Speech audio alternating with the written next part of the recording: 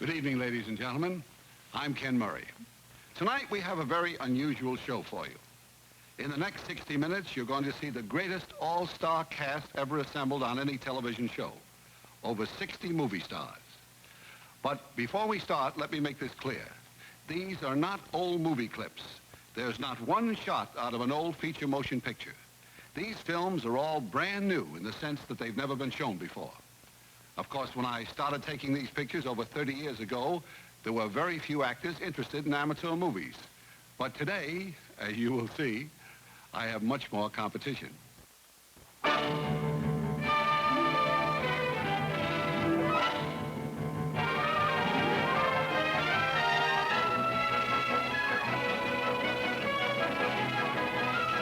You know, in Hollywood, there is often more doing in the hours away from the camera than during the working day in front of it. And though these after-hour doings are mostly frivolous, glimpses like this of stars without scripts, capsule accounts of film personalities, can often be more revealing about a community than a stack of tomes written on the subject.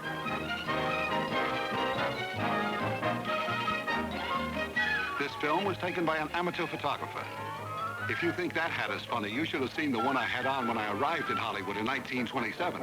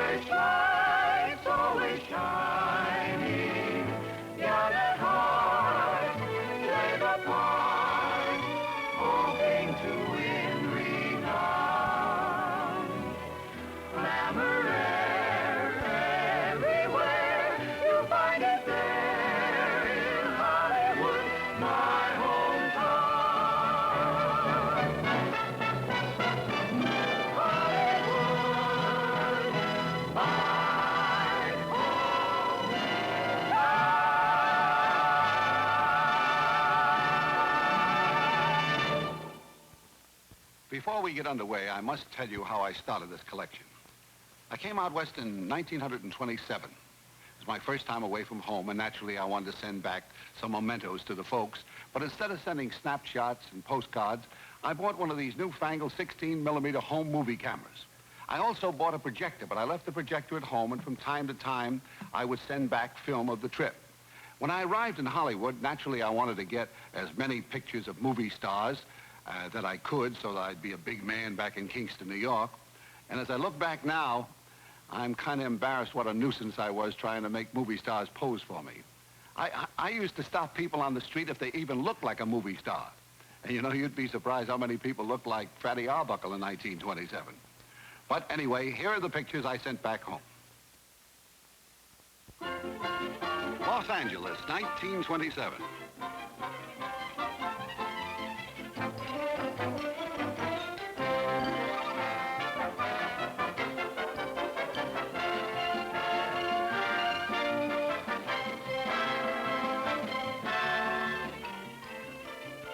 This daring shot was taken from the top of the Orpheum Theater where I was playing. That's 8th and Broadway down there. This was taken in front of the Orpheum Theater. Recognize those cars? You should. You see them every week in The Untouchables.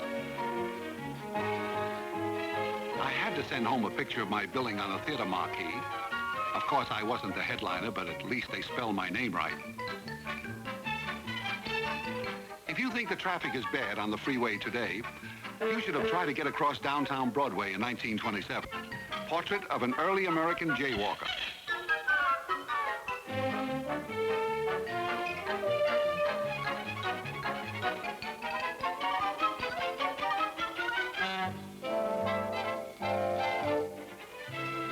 I wore funny hats on the stage, too. Here I am at the backstage door borrowing money from the manager. The headliner from the week before was down the alley heckling me, Jimmy Durante with Sid Gorman.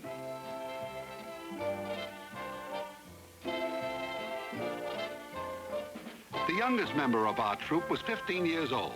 That's Ricky Nelson's mother, Harriet Hilliard. Here's a young fellow who hadn't made a movie yet. When this picture was taken, he was a master of ceremonies in a picture house. Dick Powell. Ralph Bellamy was just starting out on a long and brilliant career. Here's a guy you watched week after week on Dragnet. And if you want the facts, ma'am, it's Ben Alexander. This is the first movie star I ever saw in person, Lou Cody. He was a big star in silent pictures. I stopped him on the street and gave my camera to a woman passing by and asked her to take this picture. You can see she was no James Wong Howe.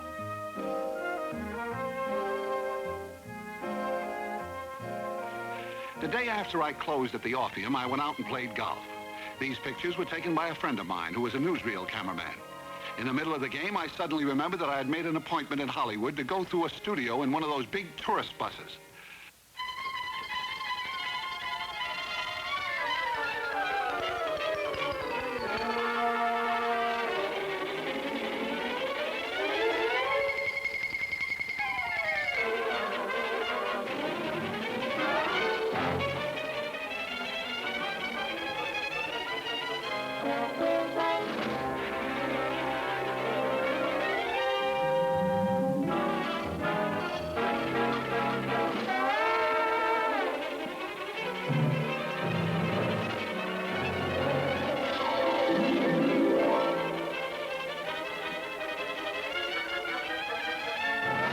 Going down Hollywood Boulevard in 1927.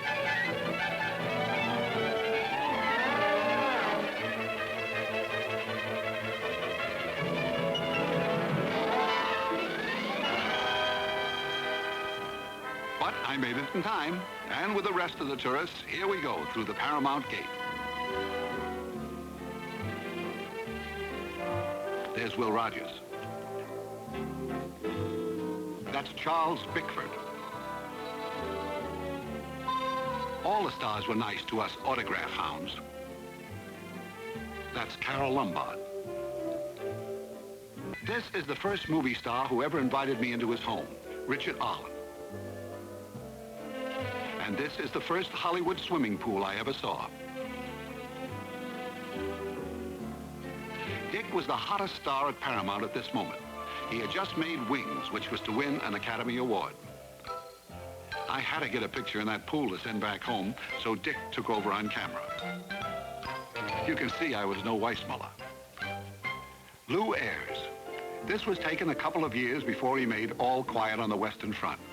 At this time, he was making a picture with Greta Garbo called The Kiss. It was the last silent picture made at MGM. This was the week that Grauman's Chinese Theater opened. As a matter of fact, this is the day it opened in May 1927. The picture was King of Kings. The people started gathering early in the afternoon. By nightfall, it was a madhouse. That's the beautiful Dolores Costello. The crowd really went crazy when Jean Harlow walked in. Such pushing and shoving, they knocked over lamps. Gary Cooper took it in stride. And so did Gloria Swanson. And there's Janet Gaynor and Charles Farrell. This was the year she won the first Academy Award for her performance in Seventh Heaven. The next day, I went down to the Warner Brothers studio on Sunset Boulevard. It afterward became a bowling alley and I believe is now a television station. I was lucky to get inside, but it was very difficult to get any great shots on account of the lights and the quality of the film at that time. There's Monty Blue working with a young lady named Myrna Loy.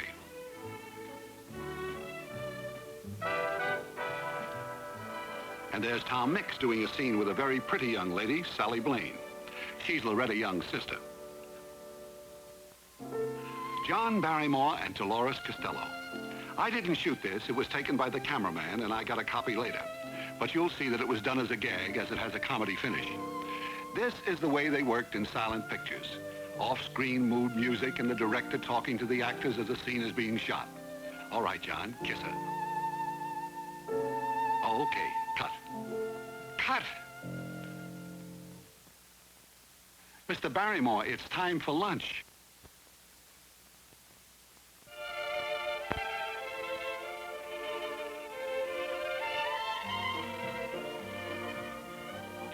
Outside the studio, I got another shot of the very handsome Mr. Barrymore.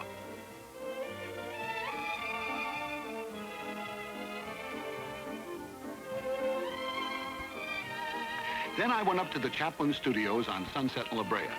Chaplin and Fairbanks had come backstage at the Orpheum Theater on opening night, and I asked them if it was possible to visit their studio. Chaplin told me to come out this particular morning, that he was entertaining a British military dignitary, and there would be a lot of cameramen there, and I would be welcome to take some pics.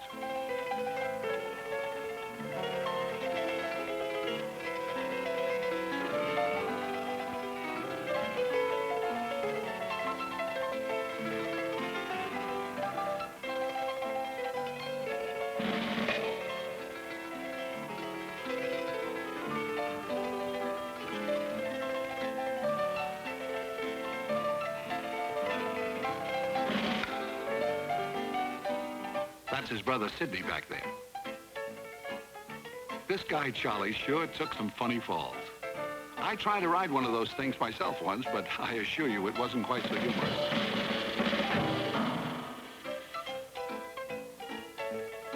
Sidney could ride it. As a matter of fact, I'm sure Charlie could have if he'd wanted to. Sidney Chaplin was quite a comedian himself.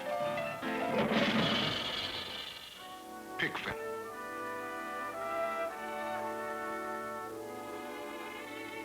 The first time I ever saw Mary Pickford.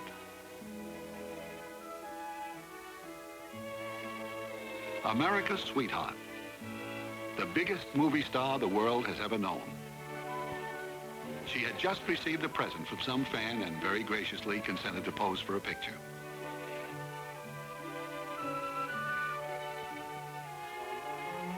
Doug Fairbanks Sr. I don't know how I ever kept the camera steady enough to take a picture of my boyhood idol. I asked him if he would do one of those leaps off a balcony, and he did.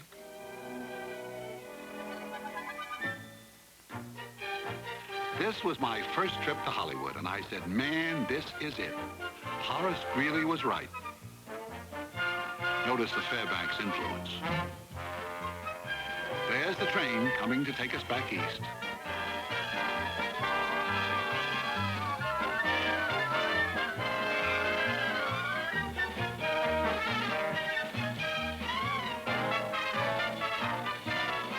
I stood on the rear platform of that train, watching the golden sun sink into the blue Pacific. I murmured those famous words, I shall return.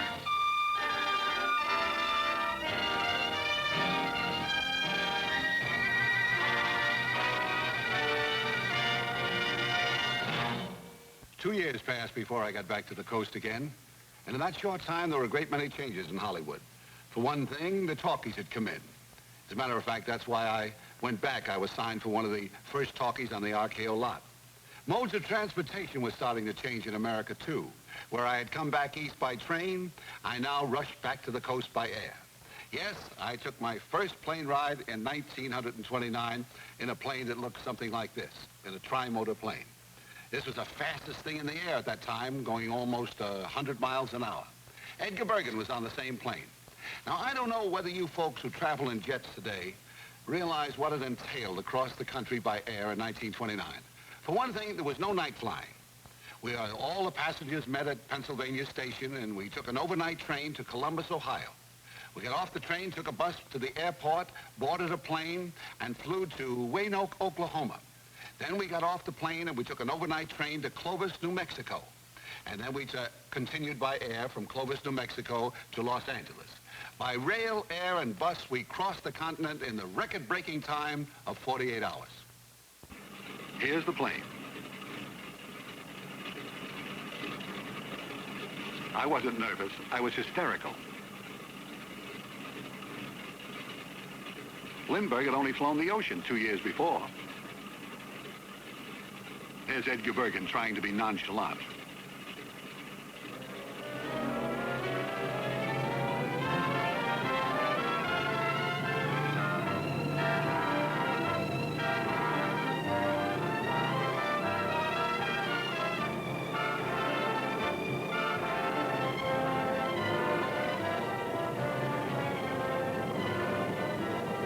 The thing that bothered me was that we kept flying over water.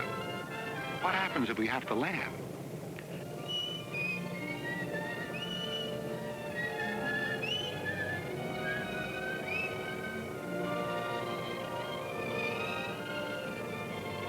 And just about this time, the pilot announced that we were running into some kind of a tornado and would have to change our course and go way up north. But I did get a chance to get a rather unusual picture. Mount Rushmore before it was completed.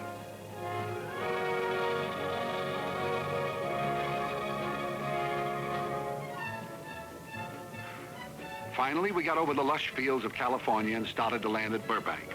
When we got to the airport, it was just swarming with newsreel cameramen and photographers. I thought Edgar and I had really arrived. But it wasn't for us. It was for some pilot who was coming in to change planes. He was getting off of his and getting on ours. I got a shot of his plane coming in. There he is, Charles Lindbergh.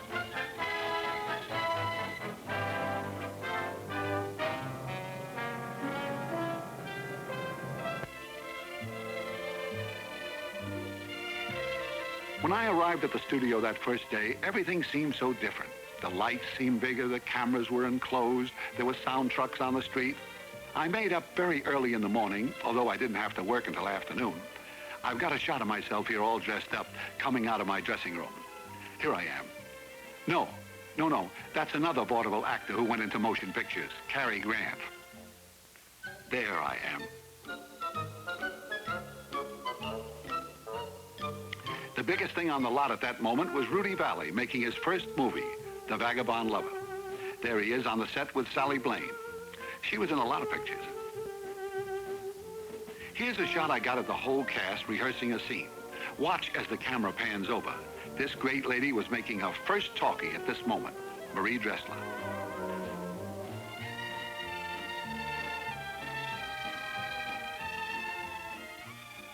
She was a great comedienne. There she is rehearsing just before a take. This was the final fade out of the picture, and I left it in to show you what a great sense of humor this Sally Blaine has. Now keep in mind, she had just been kissed by the #1 lover of the world. Watch her face. But Vallee wasn't the only Rudy who made the flapper's heart flutter in the roaring 20s. 3 years before, it was Rudolph Valentino. I didn't take this picture. It was taken the year before I arrived in Hollywood. Not too long after the Latin lover was gone, his throne was occupied by America's boyfriend, Buddy Rogers. And then Buddy in the 30s was to turn over his throne to a man who remained king until he died. This is one of the earliest known shots of Clark Gable. Of course, when you talk about the conquest of feminine hearts of that era, you can't leave out this guy, Maurice Chevalier. Here he is on the set with Baby Leroy. Chevalier is an old friend, and I have a lot of shots of him, a great many of them with his arm in a sling. There he is with Allison Skipworth and our old friend Dick Olin.